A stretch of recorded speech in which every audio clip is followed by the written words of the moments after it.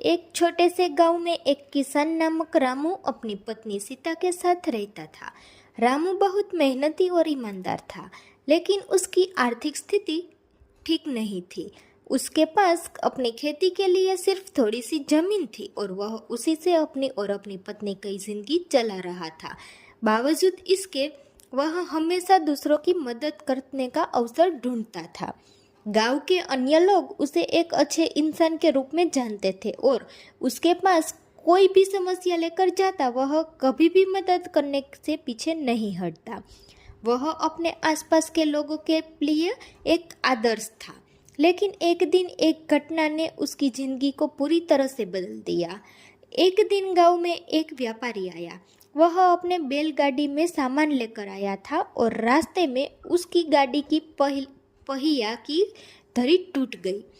व्यापारी परेशान था क्योंकि उसके पास मरम्मत के लिए किसी को नहीं मिला। वह गाड़ी के पास खड़ा होकर बड़बड़ कर रहा था। पास ही रामू अपने खेत में काम कर रहा था और जैसे ही उसने व्यापारी को परेशान देखा वह तुरंत उसकी मदद करने के लिए दौड़ पड़ा। रामू व्यापारी के पास पहुंचा और पूछा, भैया क्या हुआ, क्यों परेशान हो? व्यापारी ने कहा, मेरी गाड़ी की धरी टूट गई है और मैं इसे ठीक करने के लिए किसी अच्छे कारीगर को नहीं ढूंढ पा रहा हूँ। अगर इसे जल्दी ठीक नहीं किया तो मेरा सामान बर्बाद हो जाएगा। रामू ने कहा, तुम चिंता मत करो, मैं इसे ठीक कर दूंगा। रामू ने अपनी खेती के औजारों का इस्तेमाल करके गाड़ी की धरी ठीक करने का प्रयास किया। वह घंटों मेहनत करता रहा और अंततः वह गाड़ी को ठीक करने में सफल हो गया। व्यापारी ने उसे धन्यवाद दिया और कहा, तुमने मेरी बहुत मदद की, तुम बहुत अच्छे इंसान हो, मैं तुम्हारी सहायता के लिए तुम्हें कुछ देना चाहता हूँ। रामू मुस्कुराया और कहा, भैया मुझे किसी भी चीज़ की ज़रूरत नहीं है, मैं सिर्फ अपनी मदद करने चाहता था। व्यापारी ने उसकी बात सुनी और फिर कुछ सोचते हुए कहा, ठीक है, मैं तुम्हें एक सुझाव देता हूँ। तुम अपने खेत के लिए कुछ अच्छे बीज खरीद लो और साथ ही यदि तुम्हारे पास कुछ अतिरिक्त पैसे हो तो तुम उन्हें किसी और की मदद करने के लिए इस्तेमाल कर सकते हो। तुम्हारे जैसे लोग इस दुनिया में बहुत कम होते हैं। रामू व्यापारी की बात सुनकर हम हंसी में मुस्कुराया और उसने धन्यवाद कहा। उसने सोचा कि व्यापारी का सुझाव सच में अच्छा था, लेकिन वह जानता था कि उसकी प्राथमिकता हमेशा दूसरों की मदद करना ही रहेगा। इसके बाद रामू और सीता अपने छोटे से घर में खुश थे, लेकिन एक दिन एक और घटना घटी। गांव में एक बड़ी बीमारी फैलने लगी।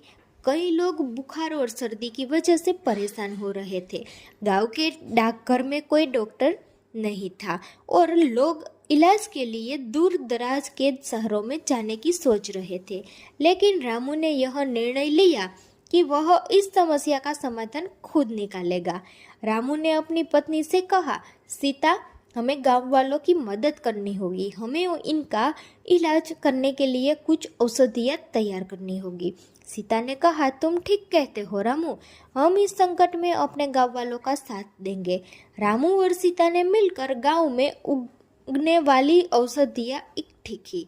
उन्होंने काढ़ा बनाने के लिए जड़ी बूटियाँ और हर्बल उपचार तैयार किए। फिर उन्होंने पूरे गांव में इन औषधियों का वितरण किया और लोगों को यह समझाया कि कैसे इनका सही उपयोग किया जाए। रामू और सीता ने दिन रात मेहनत की और पूरे गांव को इस बीमारी से उबरने की कोशिश की। कुछ ही दिनों में गांव वालों की स्थिति बेहतर होने लगी। रामू और सीता की मेहनत और समर्पण को देखकर बहुत खुश हुए। धीरे धीरे गांव में बीमारी का प्रभाव कम होने लगा। सब लोग रामू और सीता की मदद से फिर से स्वस्थ होने लगे। गांव के लोग रामू को बहुत आदर देने लगे और उसे एक नायक मानने लगे। रामू ने अपनी सादगी से यह दिया कि अगर इंसान की नीयत अच्छी हो और वह दूसरों की मदद करने का सच्चा इरादा रखता हो तो वह किसी भी बड़ी मुसीबत को हल कर सकता है। कुछ महीनों बाद रामू ने अपने खेत की जमीन से अच्छे बीजों की पैदावार शुरू कर दी और उसकी आर्थिक स्थिति भी बेहतर हो गई। लेकिन उसने कभी यह नहीं भुलाया कि उसकी असली दौलत उसकी उस खुशी में थी जो वह दूसरों की मदद करके महसूस करता था। व्यापारियों से मिली सलाह और अपने गांव वालों के साथ मिलकर किया गया काम उसे एक सच्चा इंसान बना दिया था। रामू के साथ यह कहानी साबित करती है कि किसी की मदद करने से न केवल दूसरों का भला होता है बल्कि एक इंसान की जिंदगी में असली खुशी और संतोष भी मिलता है। रामू की मदद और ईमानदारी से भरी जिंदगी उस छोटे से गांव के लिए एक प्रेरणा बन गई।